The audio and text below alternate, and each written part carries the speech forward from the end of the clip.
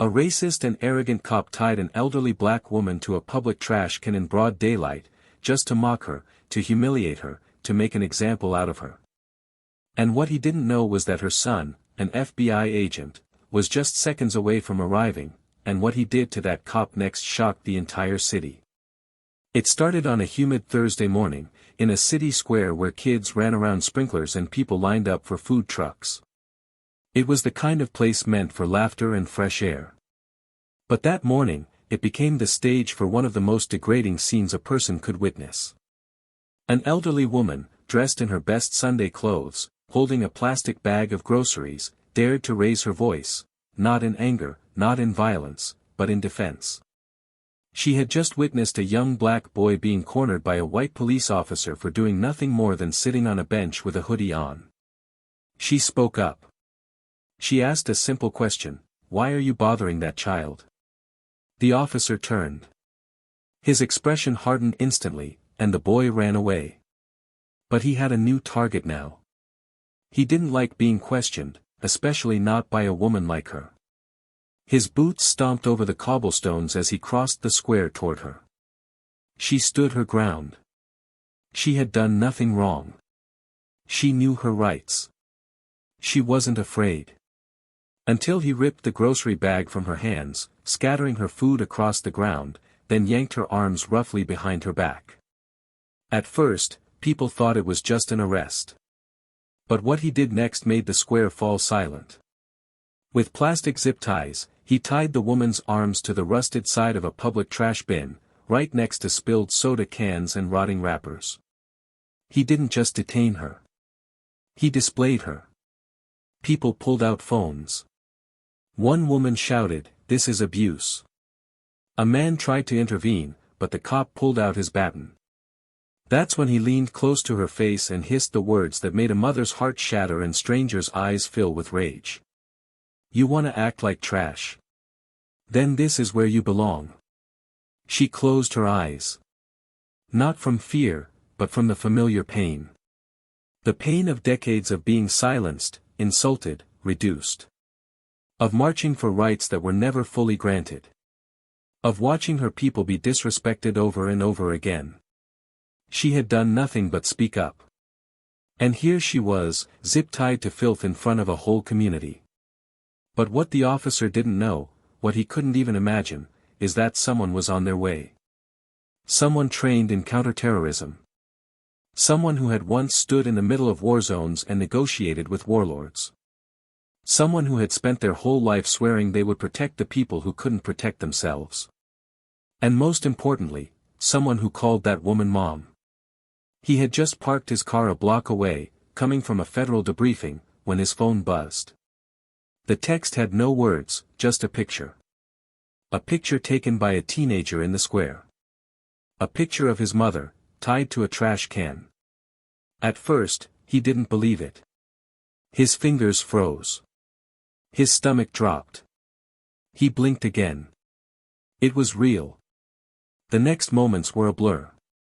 The slam of a car door. The sprint across the pavement. The disbelief on the crowd's face as they saw a man in a suit with an FBI badge move faster than anyone thought possible. His eyes locked on the officer. He didn't shout. He didn't scream. He just walked. Calm. Controlled. Dangerous. The officer, confused by the sudden crowd shift, turned around, and when he saw the badge, his smirk faltered. He tried to speak, to explain. But nothing came out that could justify what he'd done. He hadn't even bothered to check her ID, hadn't realized who she was. But none of that mattered now. And here's where things took a turn no one expected. Because what happened next wasn't just personal. It was national. The officer didn't know he had been filmed by his own patrol car's body camera, left rolling, recording every word, every insult, every second of the shameful act. The camera had caught his smirk. His tone. His laughter. His cruelty. And now that footage was in the hands of someone who knew exactly what to do with it. Within hours, the story broke. News outlets picked it up. The video went viral. Politicians commented. The mayor issued a statement. But none of it erased the image of a kind, elderly woman, who had done nothing wrong, being zip-tied to public humiliation. The officer's name trended for all the wrong reasons. But even as consequences rained down, one question remained in the air, echoing across screens, whispers, and communities. What did the FBI agent do to that cop in those first seconds, and why did it leave the entire police department in silence? Because justice isn't always loud. Sometimes, it walks in wearing a badge, and changes everything without saying a single word. Stay with us until the end, because what happened in those next 5 minutes rewrote the rules of accountability, and exposed a truth far bigger than one man's hatred. You won't believe how deep this goes. Are you ready to hear what really happened? Let's begin. Before we begin this powerful story, we want to take a moment to speak directly to our Black viewers. You are seen. You are heard. You matter. Here at Plow of Twist, we stand firmly against racism, discrimination, and any form of injustice. This channel is a space of truth, emotion, and transformation. The story you're about to hear is not just fiction, it's a mirror of the realities many still face, and it carries a message of strength, dignity, and justice.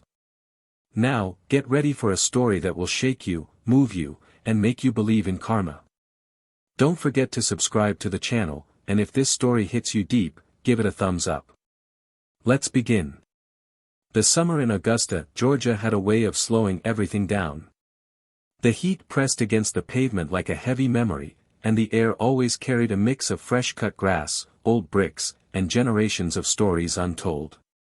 In the heart of the city, on a quiet corner near Monroe Park, lived Elaine Monroe, a 72-year-old woman who had spent her entire life serving her community, not with a title or uniform, but with a presence so dignified and steady that even children knew to straighten their backs when she passed.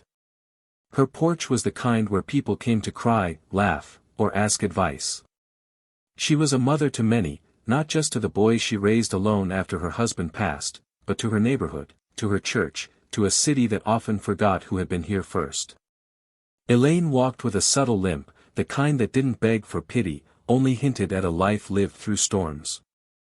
She dressed with intention, iron skirts, soft blouses, and a small gold cross that never left her neck.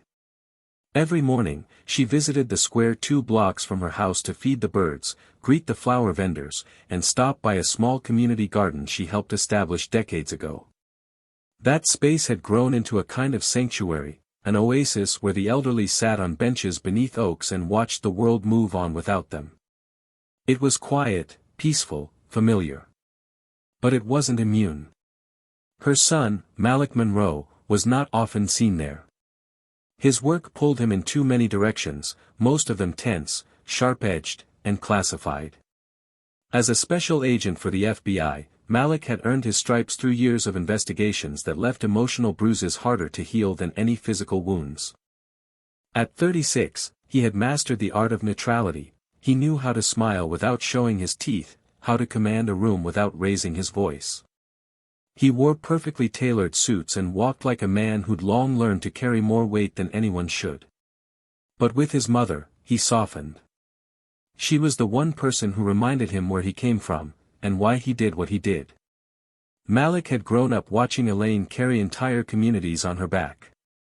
He'd seen her take in kids after school who had no place to go, feed single mothers when food stamps fell short, and challenge City Hall when budgets threatened to shut down the local library.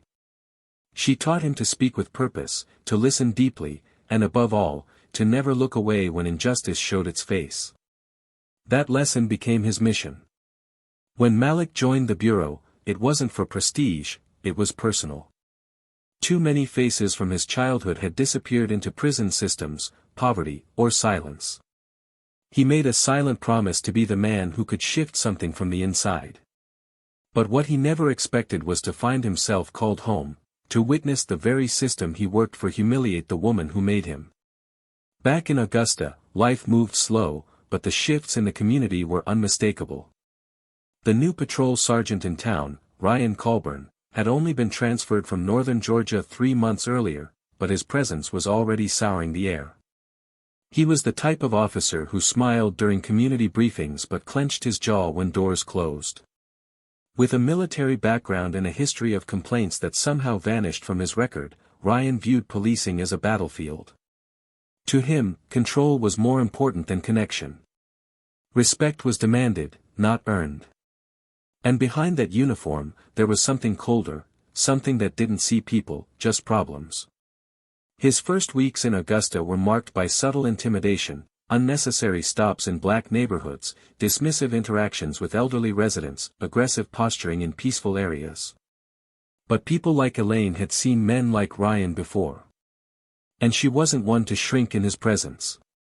She'd already approached him twice during community events, once to challenge his decision to search a young boy's backpack without cause, and once to ask why he hadn't shown up at a local council meeting about policing reform. He hadn't answered either time.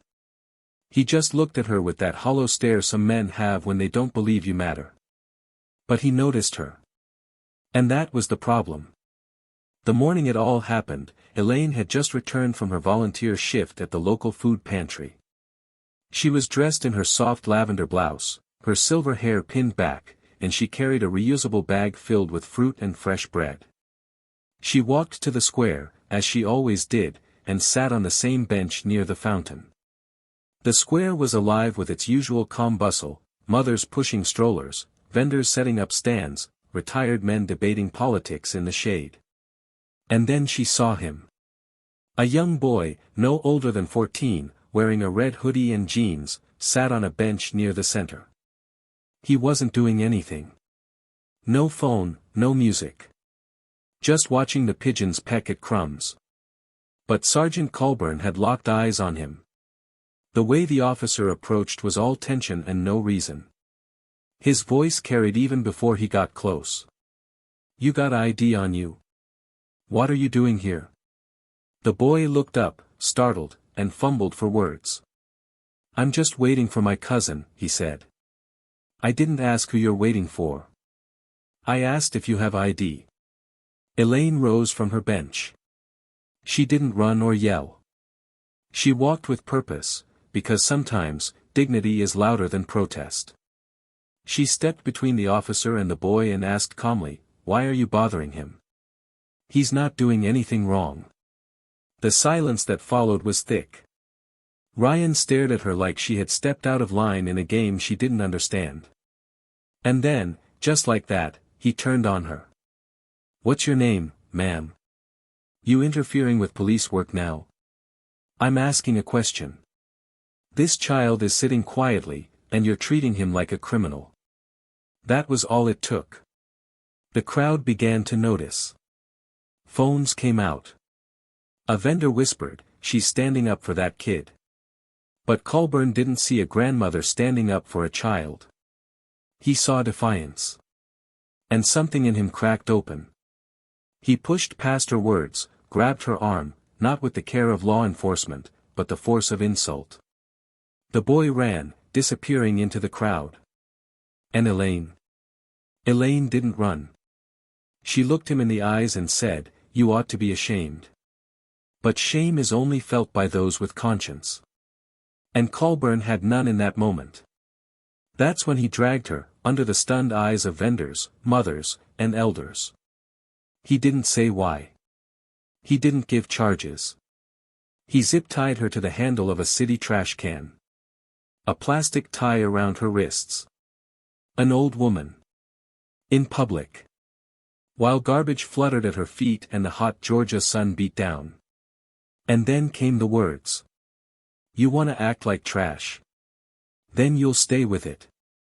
Someone gasped. Someone else shouted, "You can't do that." But no one was fast enough. No one close enough. And in those 5 minutes, the air turned to fire. People watched, frozen between fear and disbelief. A woman cried. A man dialed 911 but didn't know what to say. And the officer? He stood proud, hands on his hips, daring someone to try him. Elaine didn't cry. She didn't beg. She just looked up at the sky and thought of her husband. Of her ancestors. Of the long line of people who had stood tall and been brought low by men like this. And 3 blocks away, Malik Monroe's phone buzzed. Now the world would learn what happens when justice has a son. But what no one expected was that the officer who thought he held the power, was the one who'd been caught on tape the entire time. And that recording? It would do more than end his career. It would expose a system built on silence. And ignite a reckoning far bigger than a single badge. Malik didn't remember locking his car. He barely remembered the walk across Liberty Street, his footsteps quick and silent, slicing through the morning air like a scalpel through skin. Every second between the moment he saw the image of his mother on his phone and the second he saw her in person was a war inside his chest. His training told him to remain composed. His badge reminded him he was not a vigilante. But the blood in his veins, his mother's blood, was boiling, and nothing in the world could have prepared him to see the woman who raised him, the woman who prayed over his childhood nightmares and packed his first bag when he left for Quantico, zip-tied to a trash can in the middle of her own community, her dignity desecrated for all to see. The moment he stepped into the square, his presence disrupted the silence. Conversations died mid-sentence. People moved, almost parting like water, making a path between him and her. Elaine saw him, and for a second, something in her eyes changed. Not fear. Not shame. Just relief. A mother's unspoken, "You came." Malik crouched beside her without saying a word, hands steady, voice low, almost inaudible, but firm. "I've got you." Her wrists, red and bruised, were handled like fragile glass.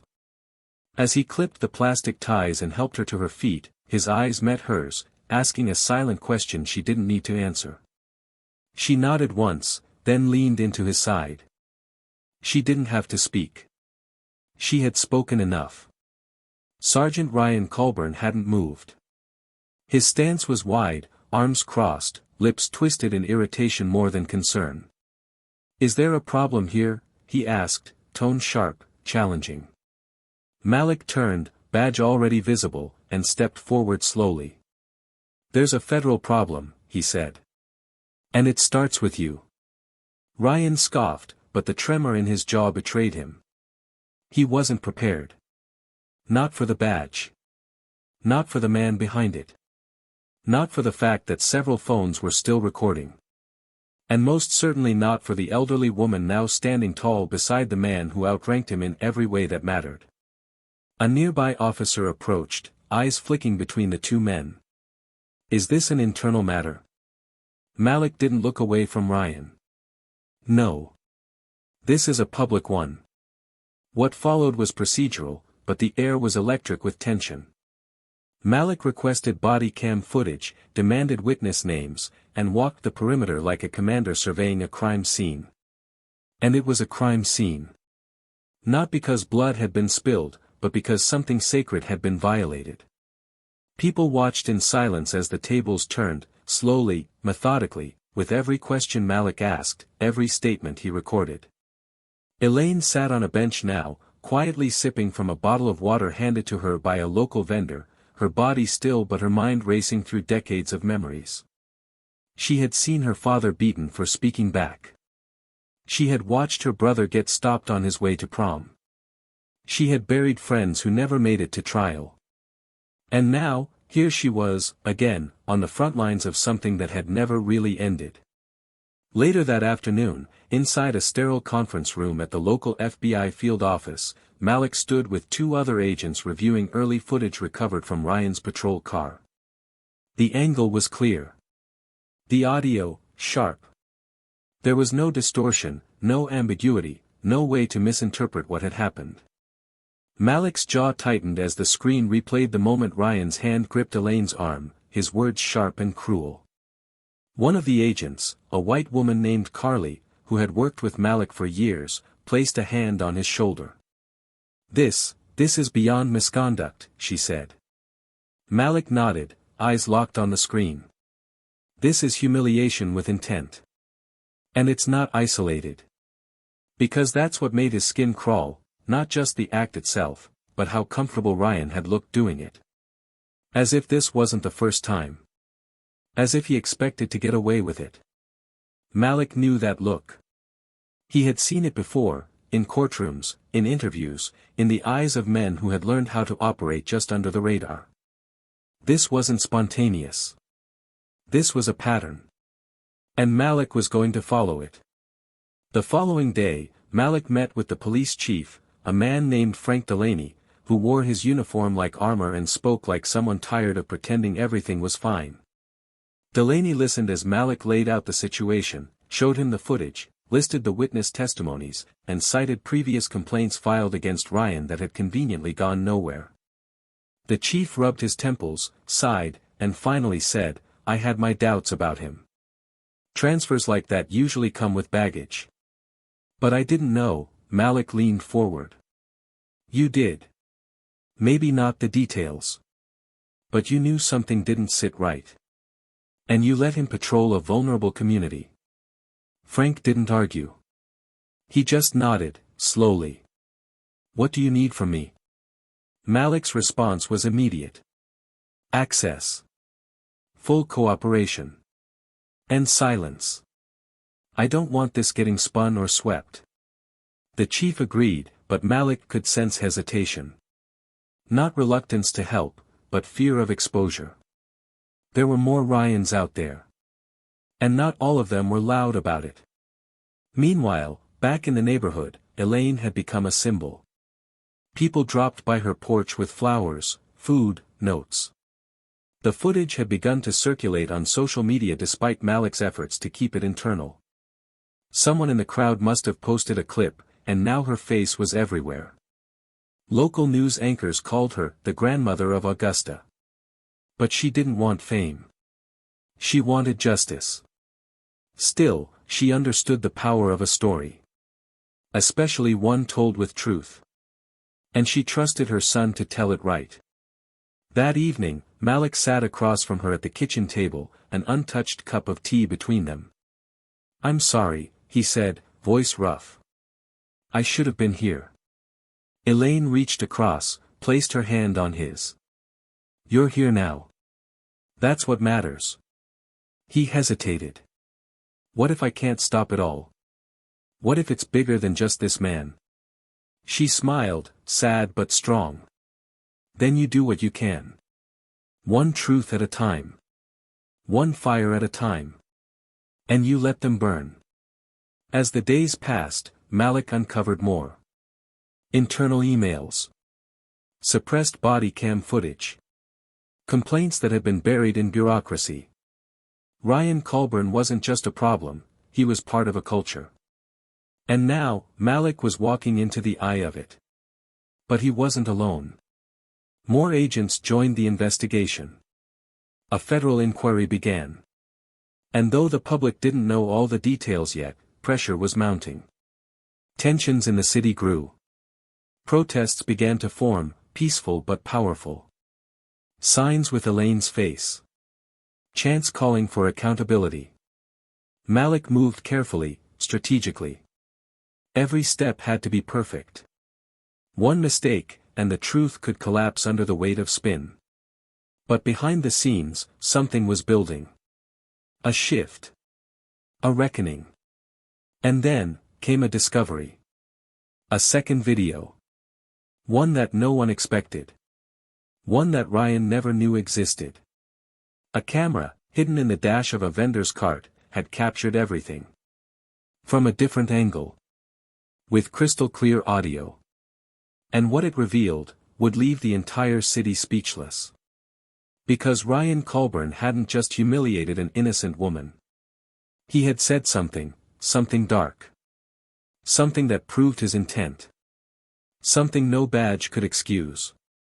And what he said in that moment is what would change everything. The footage from the vendor's dash camera arrived in Malik's hands late at night, inside a small digital folder labeled with nothing more than a timestamp. It was sent by a young man named Jalen, who sold cold drinks and fresh-cut fruit every morning on the corner of Monroe Park. He had seen what happened with Elaine, watched it unfold from just a few feet away, and like everyone else, he froze. But his cart had seen more than he did. The camera he installed for security, barely noticeable, mounted behind a napkin dispenser, captured the moment no one else could fully prove. Malik sat alone in the office, the only light coming from the glow of the screen. He adjusted his headphones, clicked play, and braced himself. At first, it was the same scene he had watched dozens of times, his mother's voice, calm but firm, challenging the officer's motives. Colburn's posture, his movements, the zip ties. But then, as the crowd began to murmur and Elaine tried to hold her ground, Ryan leaned in closer. His body blocked her face from the public view, but the microphone in Jalen's camera picked up every syllable of what came next. His voice was low, nearly a whisper, as he crouched next to her and said, "This is where you people belong. I should have done this a long time ago. Let them watch. Let them see what happens when you talk back." Malik paused the video. The air left his lungs. He rewound it. Played it again. "This is where you people belong." He didn't scream. He didn't throw the laptop across the room. He sat still, let it sink into his bones. Because that line, that one quiet sentence, was louder than any gunshot. It wasn't just abuse. It wasn't just excessive force. It was hatred. Calculated, intimate hatred. The kind that rots entire institutions from the inside out. He knew then what had to be done. And it would begin in the same square where it all started. The next morning, Malik met with Special Agent Carley and 2 other members of the Bureau's Civil Rights Division. They set up a temporary command post in the back of a community center down the block from the square. The plan had to be precise. Colburn was still active, not yet suspended, but he was under review, his badge hanging by a thread. Malik didn't want him quietly removed. He didn't want an internal memo or a desk reassignment. He wanted everyone to see what justice looked like when it wasn't sanitized or swept behind closed doors. He wanted that man to be held accountable in the same public light where he tried to humiliate his mother. By noon, local officers were quietly informed of a scheduled federal intervention. A few city officials were notified, enough to protect protocol, but not enough to leak. The mayor's office agreed to remain silent, awaiting Malik's direction. Elaine was told to stay home, though her hands trembled with the weight of anticipation. Malik kissed her forehead before leaving and whispered, "I need you to trust me." She didn't ask questions. She only said, "Make them see me." Back in the square, Colburn was stationed near the fountain, assigned to oversee a small community patrol. His stance was unchanged, rigid, dominant, scanning the crowd like a predator looking for weakness. He didn't know that cameras had already been positioned around the area, that agents were embedded in the crowd, that every angle of that square was about to be documented. Malik approached slowly, wearing his bureau jacket over his pressed shirt, walking with purpose but not threat. The crowd began to take notice. Vendors looked up. Parents pulled children close. Phones were raised. Silence began to swell. Colburn turned and saw him. His eyes narrowed. "Agent Monroe," he said flatly. "Something I can help you with?" Malik didn't blink. "Yes," he said. "You can hand over your badge." The words hung in the air like thunder before the storm. Colburn's face shifted, first to confusion, then to mockery. "On what grounds?" he asked, a smug smirk beginning to tug at the corner of his mouth. "You gonna make a federal case out of a woman resisting orders in a public space?" Malik stepped closer. Not aggressive, just enough to make his voice travel between them like a scalpel. "I'm making a federal case out of a hate crime committed under the color of authority. You zip-tied a 72-year-old woman to a trash can, Sergeant. And then you told her, off record, 'This is where you people belong.' That's not enforcement. That's degradation. That's racism. And that's illegal." Colburn's jaw tensed. He glanced around, noticing the crowd forming, the phones, the stillness. "You don't have proof of that," he said quickly. Malik reached into his jacket pocket and pulled out a small flash drive. We do. Crystal clear audio. Captured from a third-party surveillance source. Unedited. Uncut. You said it, Sergeant. And now the world's going to hear it. Colburn took a step back. His voice dropped. You can't do this here. Not in public. Malik's expression didn't change. You did it in public. Agents moved in silently. Carly approached, holding a sealed evidence bag. 2 uniformed officers from Internal Affairs flanked the side. Malik didn't break eye contact. Your badge. Now. Colburn hesitated, then slowly reached into his vest. The metal clinked lightly as he handed it over, eyes burning with quiet rage. This is a mistake, he muttered. No, Malik said, stepping back. The mistake was thinking no one was watching. The crowd remained hushed as Colburn was escorted to a black SUV. No cuffs, no sirens. Just silence. The kind of silence that carries justice heavier than noise. And as the vehicle pulled away, people began to clap. Slowly. Not out of celebration, but out of something deeper. Recognition. Gratitude. A sense that, for once, the rules were applied in the right direction. Malik didn't stay to bask in it. He walked away, past the vendors, the benches, the statue at the center of the square. Back to the community center where the press had been invited for a private briefing. Cameras were already rolling. Reporters waited, notes ready, microphones aimed. Malik stood at the podium, cleared his throat, and said only what needed to be said. Yesterday, we received irrefutable evidence of misconduct involving Sergeant Ryan Colburn. Today, we are initiating formal federal charges under civil rights statutes. We will not allow authority to be used as a weapon. We will not allow silence to protect hate. And we will not allow the public trust to be manipulated for personal bias. The justice system does not belong to the powerful. It belongs to the people. When the briefing ended, Malik returned home. Elaine was on the porch, holding her Bible and watching the sun begin to dip. He sat beside her, exhausted but grounded. You did it, she whispered. No, he said, voice hoarse. You did. I just followed your lead. And in that moment, with the world beginning to shift around them, Malik knew something larger had changed. Not just a man removed from a badge. But a community reminded that it was never powerless. Still, the story wasn't over. Because once the video went public, once the words Ryan Colburn had spoken were heard by millions. What came next was something even Malik hadn't expected. The video hit national news less than 24 hours after the press briefing. At first, it was just a few local networks picking up the story, playing the footage of Elaine Monroe, dignified, restrained, her wrists bruised, her eyes unbroken, being zip-tied to a city trash can by a uniformed officer. But then came the audio. The second angle.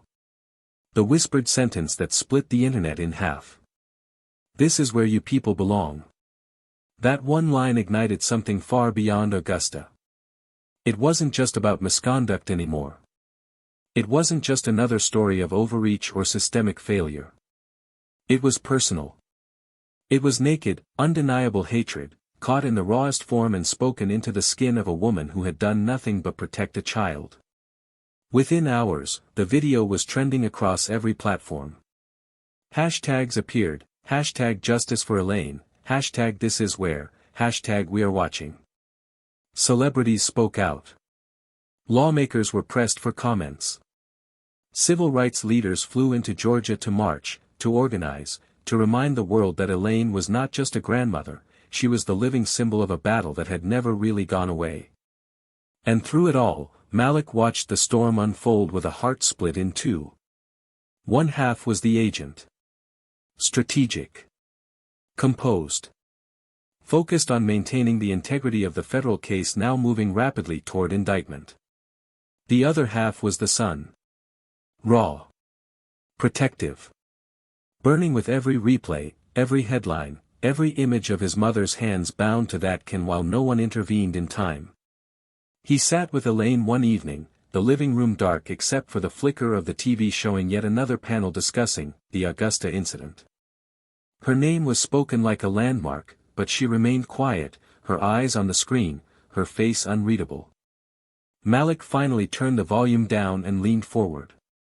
"How are you really doing?" he asked softly. Elaine looked at him, her voice steady but low. "I'm tired, Malik. But it's not the kind of tired you sleep off. It's the kind of tired that lives in your bones. I've been fighting this since I was younger than you. Different uniforms, same hate. I never thought it would find me again this way." Malik swallowed hard, guilt thick in his throat. "I should have been there sooner." "I should have," Elaine shook her head. "You were there. And you did what I couldn't. You made them listen. You made it count." He looked down, his hands balled into fists. "But I can't unsee it. I can't forget that look on your face." And knowing he said those words, to you, she reached for his hand. "He said them to all of us, baby. But you made sure he couldn't say them again." The next morning, Malik received a call from the Department of Justice. They wanted him to fly to D.C. to testify in a closed-door briefing about the handling of the case. But before he could even confirm the flight, another call came through. This one from an anonymous source who claimed to have worked alongside Colburn in his previous department. The man refused to give his full name, but his voice was clear. Nervous. Urgent. He said there were more tapes. Incidents. Reports that had been sealed. Complaints filed and ignored. Malik asked for proof. The man hesitated, then said one sentence that made Malik freeze where he stood. "There's a video from 2 years ago.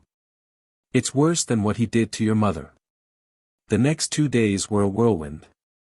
Malik and his team traced the source, verified the file, and uncovered a pattern that stretched far beyond Augusta. Colburn had transferred departments after a quiet settlement paid off the family of a black teenager who had suffered permanent injury during an arrest. That footage, previously suppressed under a legal gag order, showed Colburn laughing as he pressed a knee into the boy's back. The boy had cried out for help. He'd begged. And Colburn had said, "This is how we teach them early." That case never reached prosecution. Internal reports had been edited. Evidence had vanished. Malik now held the unedited version. In a meeting with federal prosecutors, Malik laid everything out. The new footage. The complaints. The testimony from the whistleblower. The clear pattern of targeted abuse. His voice didn't shake as he presented it. But inside, he felt like a live wire. Rage mixed with purpose. A fire that had nowhere else to go but forward. Later that night, Elaine sat on the porch again. The neighborhood was quiet, almost reverent. A few kids played down the block. A woman waved as she walked by with her dog. Elaine clutched a mug of tea, but it had gone cold. Malik joined her, settling into the chair beside her with a sigh that carried the weight of too many lives. "They're reopening everything," he said. "Not just here. Every case that had Colburn's name on it. Every sealed report. Every complaint he touched." Elaine didn't speak right away. Then she said, "Good. Let it all come out. Let them see it all. But you remember something, Malik. This isn't just about punishing him. It's about protecting the next one. The one who might not have a son like you to fight for them." He nodded. "I know. That's why I'm not stopping here." The next day, Malik was invited to speak before the local council. The room was full. Press lined the back. Families of past victims sat in the front rows. Malik stood behind the podium, holding nothing but a few handwritten notes. He looked around, then began. "My mother taught me that silence is the accomplice of hate. What happened to her wasn't a fluke. It was a symptom of something that's been allowed to grow unchecked. We've uncovered a system that not only protected a man like Colburn, it enabled him, funded him, rewarded him. And now, it's time to pull that system apart piece by piece. We don't need more apologies. We need accountability. We don't need promises. We need policy. As he spoke, the room leaned in. No one interrupted. No one looked away. Malik's voice wasn't loud, but it carried. It reached people in the deepest part of themselves. He wasn't just an agent anymore. He was a vessel for everyone who had been silenced. Every black parent who had held their breath when their child walked out the door. Every elder who had endured, hoping the next generation wouldn't have to. He spoke for them. And when he finished, the room stood in quiet applause. Not because the fight was over. But because, for once, they saw someone fighting it with both fire and truth. But even then, Malik knew this was just the beginning. Because the video was about to reach a courtroom. And once a jury heard what Colburn said, they'd have to answer the same question the world was now asking: what does real justice look like when the mask finally comes off? The courtroom was colder than Malik expected. Not because of the temperature, but because of the silence. The kind of silence that sits heavy between the wood-paneled walls and the hollow echo of footsteps on marble floors. The public wasn't allowed in for this hearing, only legal counsel, federal observers, and those directly involved in the case. The press was waiting outside, dozens of them, hungry for headlines. But inside, everything was muted, intentional, controlled. Malik sat near the prosecution table, flanked by federal attorneys who had built the case using every ounce of the evidence he had gathered. He wasn't here to testify today. He was here to observe. To watch as the man who had humiliated his mother and many others was finally forced to confront the full weight of his choices. Ryan Colburn walked into the courtroom wearing a gray suit, the same kind of neutral fabric that couldn't erase the poison underneath. He looked smaller without the uniform. Not physically, but spiritually. Like a balloon that had finally been punctured. His lawyer, a sharp corporate type flown in from Atlanta, stood tall beside him, trying to frame the narrative around stress, mental health, misunderstood authority. But the prosecution didn't need to embellish. They had facts. They had recordings. They had victims. They had timelines and documentation and damning silence where reports should have existed. Most of all, they had that audio, that one unfiltered moment of a man revealing his truth in a whisper that the world would never forget. As the judge reviewed the evidence, including the recently uncovered video from the prior department, the courtroom remained frozen in a kind of moral suspense. The judge's face was unreadable, but his grip on the file in front of him tightened ever so slightly. Malik watched him carefully, wondering if justice in this setting would feel anything like justice in the real world. That was the dilemma now: the system was being forced to judge itself. Would it hold someone accountable not just for breaking policy, but for breaking humanity? After the session recessed, Malik stepped outside into the crowd. Microphones were pushed toward him, reporters shouting for comment, but he kept walking. He wasn't here to feed narratives. He was here for something deeper. Elaine stood waiting near the courthouse steps, her posture as composed as ever. She wore a dark blue dress and a soft scarf around her shoulders, and her eyes held a calm that masked the storm beneath. They didn't speak right away. Instead, they watched as Ryan was escorted out a side entrance, surrounded by federal marshals. No cuffs yet, but his freedom was now just paperwork away from being revoked. Elaine finally said, "I don't feel anything." Malik looked at her, surprised. "I thought I would," she continued. "I thought seeing him walk out like that would feel like closure. But it doesn't." He nodded slowly. "Maybe because it's not just about him." She turned to him. "Exactly. This doesn't undo what he did. Not to me. Not to anyone else." And that was the moral weight they were left with. Malik had achieved what many never do. A direct path to consequences. A man brought down not by rage or protest but by precision and truth. Yet here they stood, still hollow, still aware that the damage wasn't contained in a courtroom. Because behind Colburn, there was a line. A system. Dozens who had looked the other way. Others who might have done worse and were simply smarter about hiding it. Later that evening, Malik sat with the federal prosecutors for a closed discussion. They were strategizing the potential ripple effects of the case, new investigations, internal audits, disciplinary reviews. But something weighed heavy on Malik's mind. He finally spoke, interrupting the legal back and forth. What happens when the public sees the system punish one man but protect the rest? The room went still. One of the attorneys leaned forward. What do you mean? I mean if this ends with Colburn, people will think the job is done. That the rot's been cut out. But we both know that's not true. He's not the root. He's the fruit. They sat with that for a moment, the implication unavoidable. The story the world wanted was about a racist cop brought to justice. But the story that mattered was about the ground that allowed him to grow. Over the next week, Malik coordinated with civil rights organizations to push for deeper reform, not performative acts, but tangible shifts. Policy reviews. Community oversight boards. Revised training programs. Independent complaint investigations. He became a reluctant public figure, invited to panels and interviews, asked to retell what had happened. But he always redirected the conversation. It's not about my mother, he'd say.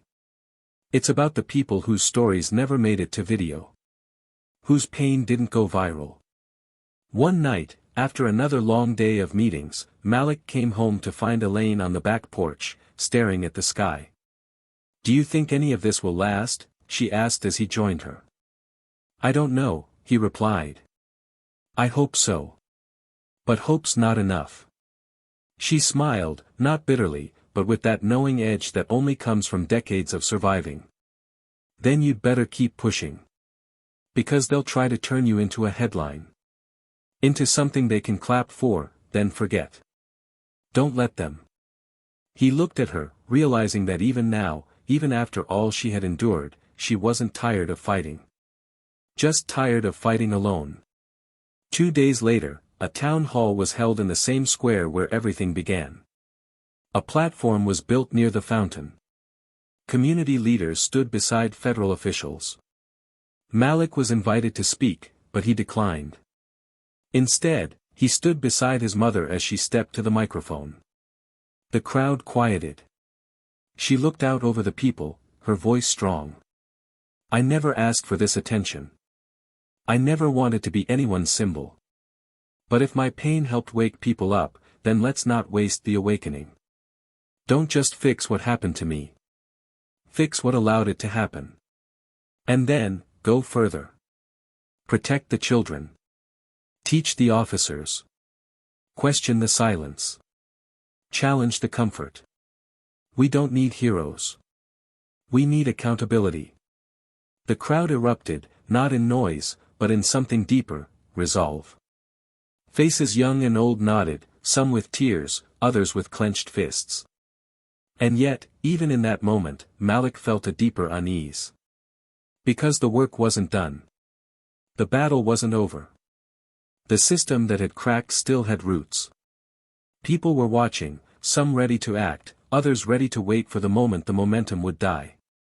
But Malik wasn't going anywhere. Not now.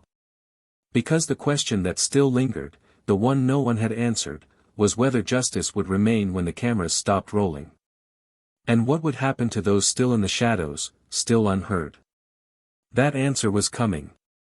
And it would shake more than just the city of Augusta. The days that followed the town hall felt strangely quiet, not because the world had stopped reacting but because Malik's inner world was shifting in ways he hadn't prepared for. He had spent so many years teaching himself how to compartmentalize, how to tuck his emotions beneath professionalism, how to operate inside institutions that rarely made room for his voice, and never for his grief.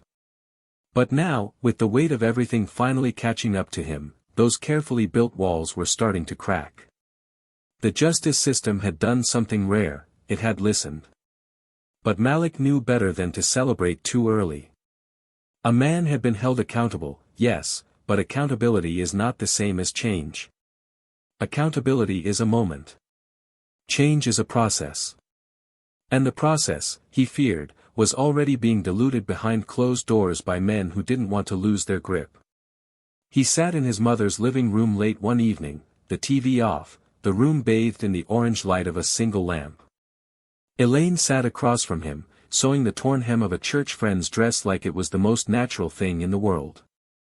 Her movements were slow but confident. She hadn't spoken much since the town hall. Not because she had nothing to say, but because she knew Malik needed space to think without being pushed. But tonight, she looked up from her work and finally broke the silence. "You haven't slept," she said gently. Malik gave a tired laugh, rubbing the back of his neck. "Neither have you." "I'm not carrying the weight of a city on my back," she replied. He looked at her, his expression softening. "You've been carrying it longer than I have. I just picked up what you refused to let fall." Elaine set the dress aside and leaned forward. "You did more than that, Malik. You made them see. You made them feel. That's rare. And powerful. But it's also dangerous." He nodded slowly, his throat tightening. "I know. That's what scares me." She tilted her head. "What scares you exactly?" "That it won't be enough. That once the noise dies down, they'll go back to pretending it was all just one bad apple. That we'll be back here again in 5 years. Or less. With another name, another mother, another son." Elaine reached for his hand, her fingers still strong despite the years. "Then you stay loud, even when they get quiet. You keep naming the truth. And you remember that not everyone can fight like you can. Some of us only get one chance to be heard." Malik looked down at her hand, the same hand that had held him through scraped knees, graduation nights, and nightmares he still hadn't outgrown.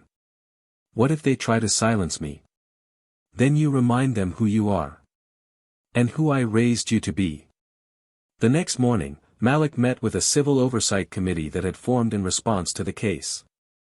Community leaders, lawyers, and even some local officers gathered to discuss long-term policy reform.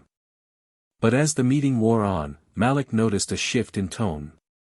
Words like balance, nuance, and restoring trust began to replace the sharper calls for transformation. One official, a well-dressed councilwoman with a polished tone, said, "We just need to make sure this doesn't turn into a witch hunt. Not every officer is Colburn." Malik felt his jaw clench, but he kept his voice even. "We're not looking for witches. We're looking for accountability. Patterns. Structures that enabled him." The councilwoman offered a tight smile. "Yes, but the public is emotional right now. We don't want to make enemies of law enforcement." Malik leaned forward, locking eyes with her. "My mother was zip-tied to a trash can. The officer who did it had a history, a trail of victims, and protection all the way up the chain. And we're worried about making enemies." The room went silent. No one had an answer. After the meeting, Malik stepped outside into the heavy Georgia air and let out a long breath. He felt like a man screaming underwater, his voice absorbed by bureaucracy before it could reach the surface. As he stood there, scrolling through messages on his phone, one caught his eye, a voicemail from a woman named Denise Harris. He didn't recognize the name, but her tone was urgent. She said she had worked with Colburn briefly years ago and had something he needed to see. A letter. A sealed document from a family that had tried to sue but disappeared from the records. Malik called her back immediately. They met that night at a small diner on the edge of town. Denise was in her 50s, her hair tied back, her hands shaking slightly as she slid a folder across the table. Malik opened it slowly. Inside was a handwritten letter from a mother whose teenage son had died in police custody.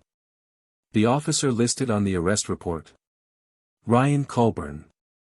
No charges. No disciplinary action.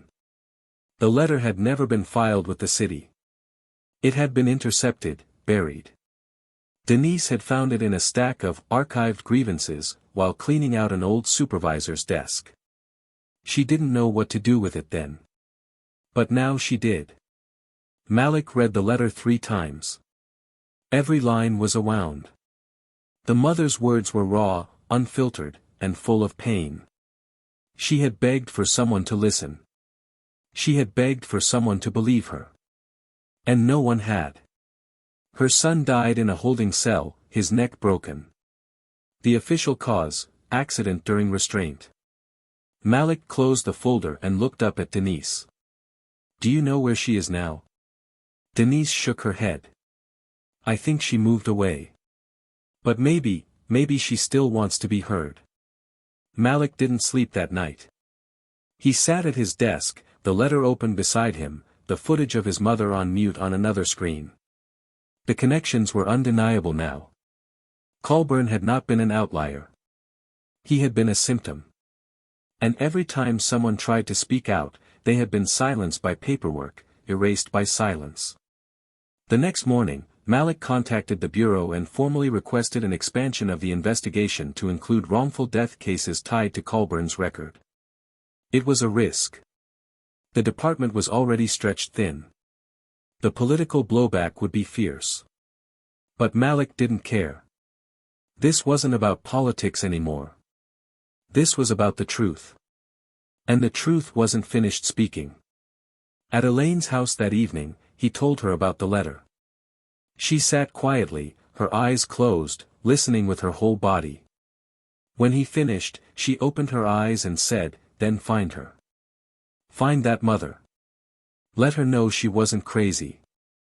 That someone finally believes her." Malik nodded.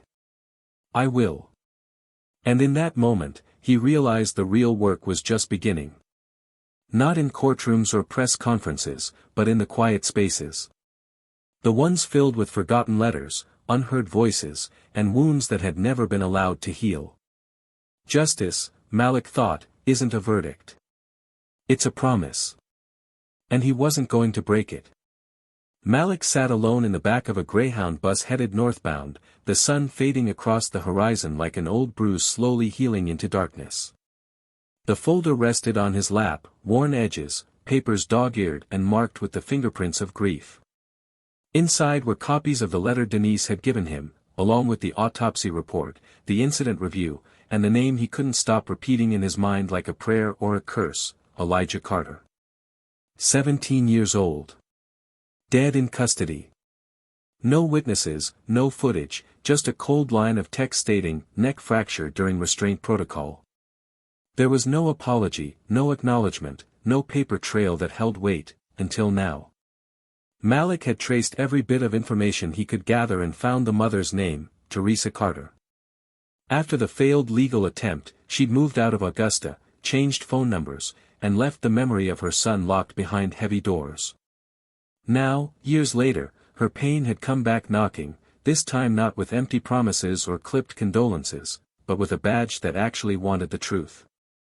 The small town Malik arrived in felt like a place forgotten by time, modest houses, faded store signs, and silence that stretched between porches like worn-out clotheslines. He found Teresa's home at the end of a gravel road, a single-story brick house with a crooked mailbox and overgrown grass. He hesitated for a long moment before stepping out. The air smelled of pine and rusted swings. As he walked to the door, he felt that familiar weight press against his chest, not fear, but reverence, the awareness that he was about to walk into a sacred kind of pain, one that hadn't been touched in years. When Teresa opened the door, she looked at him with suspicion first, then exhaustion. She was in her late 40s, but her eyes had aged twice that. She wore a faded t-shirt and held a dish rag in one hand. Malik introduced himself, explained who he was and why he was there. Her expression didn't change. She listened without interrupting, her fingers tightening slightly around the rag. When he mentioned Elijah's name, her eyes flickered, not with shock, but recognition, like a wound being reopened with precision. She didn't ask for credentials. She didn't ask what took so long. She simply said, "Come in," and turned away, leaving the door open behind her. Inside, the house smelled of lemon cleaner and old wood. Family photos lined the walls, most of them dusty, untouched. A single frame on the mantel showed a boy with a shy smile, arms around a football, standing in front of a chain-link fence. Malik looked at it as Teresa sat across from him, folding her arms across her chest. "You found the letter," she said softly. "Yes. It never made it into the system." "I know," she replied. "I mailed 4 copies. Certified. Hand-delivered one to the courthouse myself. You know what they told me? That it must have gotten lost in the process. Funny how grief gets lost, but hate always finds its way." Malik lowered his eyes. "I can't undo what happened. But I can tell your story. And I can promise it won't get buried this time." She stared at him, trying to read beyond the words. "Why you? Why now?" He took a long breath. "Because that same man who did this to your son tried to humiliate my mother in front of an entire community. He's finally being held accountable. But that's not enough. I need to know how far this goes. And I need to make sure what happened to you becomes part of the record." Her eyes watered, but she didn't cry. She just nodded. "Then you'd better listen." For the next hour, Teresa poured out everything she had kept bottled inside, details no one had asked for, inconsistencies no one had investigated, names of officers who lied, who threatened, who erased. She described the night Elijah was taken in for questioning, about a neighborhood theft he had no connection to. She recounted how she had waited outside the precinct for 6 hours, only to be told he was already gone. How they found his body 2 counties over, the cause of death inconclusive, the burial rushed. She described the coldness in every voice she heard after that, the way people looked at her like she was crazy for not letting it go. Malik didn't interrupt. He didn't flinch. He just took notes, recorded her words, and let her breathe. Because her pain deserved to take up space. Before he left, she handed him a worn envelope. Inside were drawings Elijah had made, sketches of superheroes, his favorite football team, and one of a woman standing tall with her hand over her heart. "That's me," Teresa said. He called it, "my protector. I used to be the one who kept him safe. Now it's too late. But maybe you can be someone's protector now." Malik held the envelope carefully, like it was made of glass. "I won't let this disappear." When he returned to Augusta, the city felt different. More awake. More alert. Murals of Elaine now covered walls downtown, painted by local artists, symbols of resistance and resilience. Young people gathered in open forums to talk about systemic change, to learn their rights, to share their own stories. But Malik didn't stop at speeches. He handed the Carter case over to federal attorneys, attaching every document, every recording, every ounce of evidence he had compiled. He requested a grand jury review.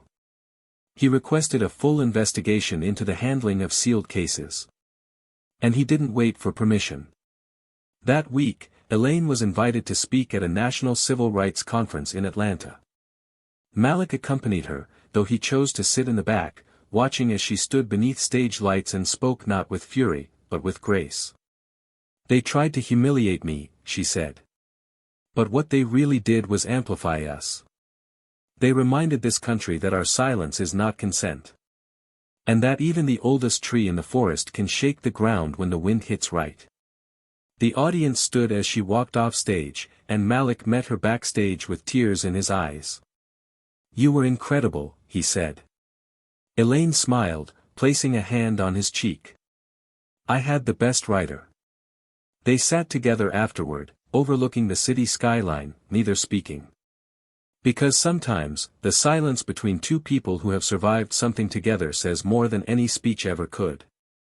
A few days later, Malik received a letter at the bureau. It was handwritten, no return address. Inside was a single line, "My son's name finally has weight again. Thank you." He closed the letter slowly, letting the words sink in. He didn't know if Teresa had sent it or someone else, but it didn't matter. The truth had rippled outward, reaching hearts he hadn't even intended to touch. But with that ripple came something else. A warning. Malik began receiving anonymous emails, subtle threats, reminders that not everyone was celebrating the fall of Colburn.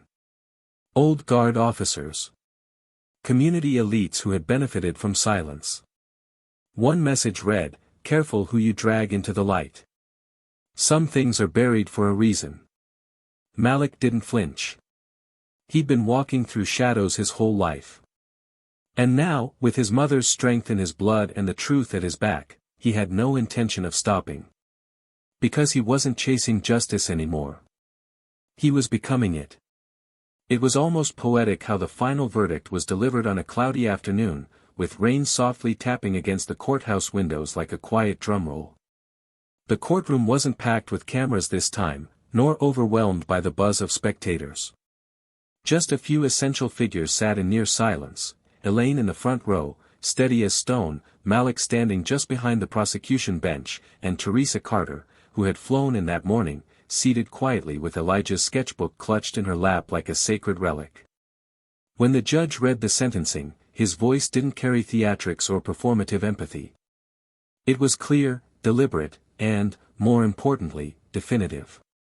Ryan Colburn was sentenced to federal prison for civil rights violations, obstruction of justice, and excessive use of force resulting in irreversible trauma. But what struck deeper than the prison term was the public release of the full investigation that followed. A report over 200 pages long detailed not just Colburn's acts, but the systemic failures that allowed him to operate without consequence for years. The names of those who buried complaints, who signed off on altered reports, who looked away, all of them exposed. None would go unexamined. As the courtroom emptied, Teresa remained seated for a moment longer. Malik approached her slowly, unsure whether to speak. She turned to him, tears streaking her cheeks, and whispered, "He won't come back, but now the world knows he was here." Malik nodded, placing a hand gently on her shoulder. No words could bring Elijah back, but truth, finally, had become permanent. Back in Augusta, the city had changed in ways that felt both subtle and seismic. The square where Elaine was once humiliated had been renamed Monroe Commons in her honor. A bronze plaque now stood beside the old trash can, which had been removed and replaced by a community mural painted by local students, an image of a grandmother standing tall, one hand outstretched, the other holding the hand of a child. Above it, 3 words, dignity. Resistance. Legacy. The dedication ceremony had drawn hundreds, and Malik had watched from the side as Elaine spoke into the microphone with calm fire in her voice. "We do not need to be silent to be strong," she said. "And we do not need to shout to be heard. We just need to show up and stand long enough for the truth to take root." Malik's own life had taken a turn too. Not upward, not into politics or book deals, but deeper, into the work he always wanted to do. He left the bureau on his own terms, not out of disillusionment, but evolution. He took a leadership role in a national nonprofit focused on civil justice reform, one that worked directly with communities like his own to build bridges between truth and action. He returned to the neighborhoods that shaped him, not as an agent, but as a man bearing proof that change was not only possible, but within reach. And more than that, he mentored young black professionals looking to enter law enforcement and federal service, not to change who they were, but to stay rooted in it. Elaine's days slowed in pace but grew in reach. She started a neighborhood initiative to provide legal education to seniors and youth, working alongside local activists and attorneys. Her porch became a gathering spot once more, not just for advice or prayer, but for strategy and planning. She lived not as a victim of a system that once tried to shame her, but as a matriarch of a new generation of voices who refused to be quiet. Teresa Carter, now empowered by the justice she never thought she'd see, became a national advocate for families of victims lost in custody. Her foundation, named after Elijah, provided legal aid and mental health services to mothers like her, those whose grief had been silenced by red tape and systemic erasure. Her speeches weren't polished, but they were honest, raw, and undeniable. She carried Elijah's sketchbook to every podium she stood behind, always ending with the same words, "This isn't about pain. It's about memory. And memory, when protected, becomes power." As for Colburn, his name faded from the media quickly, replaced by movements that now used his case as a cautionary tale. His former badge, stripped of all authority, was sealed in an evidence box, tucked away in a file that no one would celebrate. There would be no martyrdom for him, no redemption arc. Just the plain truth of a man who was finally held accountable. But perhaps the most powerful part of it all wasn't what happened in courtrooms or headlines. It was what grew in the quiet. Young kids who once feared uniforms now sat in community meetings, asking questions. Local officers who had remained silent began stepping forward, some apologizing, others changing their approach entirely. Trust hadn't been restored, but a new language of justice was being spoken, slowly, carefully, honestly. And in that, Malik found peace, not the kind that pretends the fight is over, but the kind that knows the fight is finally being fought on level ground. And now, to you, the one who's listened to this story from the beginning, who walked with us through the pain, the truth, and the reckoning, I want to leave you with this: how many voices have we ignored simply because they weren't loud enough to break through the noise? How many Elijahs are out there, waiting to be remembered? And how many Elaines, standing strong in dignity, are we failing to protect while pretending things have changed? Justice isn't a destination. It's a direction. A commitment. A daily choice to confront what is uncomfortable and to protect what is sacred. Malik chose that path not because he was fearless, but because he knew the cost of silence. And so must we. If this story moved you, if it made you think, or stirred something you hadn't faced before, don't let it stop here. Leave your thoughts in the comments. Tell us how this story made you feel. Tell us what justice means to you. Your voice matters more than you think. And if you want to hear more stories like this, stories that challenge, that reveal, that twist and transform, make sure you subscribe to Tales of Twist and hit that like button. Because truth, when told right, doesn't just echo. It changes things.